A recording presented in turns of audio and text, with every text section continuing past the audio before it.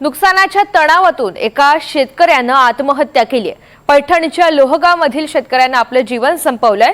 अतिवृष्टीमुळे कापसाचं पीक मातीमोल झालं आणि त्यामुळे टोकाचं पाऊल या शेतकऱ्यानं उचललंय। छत्रपती संभाजीनगरमध्ये अतिवृष्टीमुळे कपाशीचं प्रचंड नुकसान झालेलं असताना तणावातून या शेतकऱ्यानं आत्महत्या केली आहे।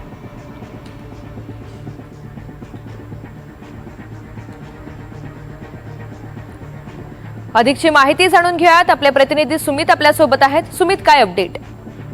नक्कीच अतिवृष्टीमुळे संभाजीनगर जिल्ह्यातील पैठण तालुक्यातील एका शेतकऱ्याने आत्महत्या केल्याची घटना समोर आलेली आहे।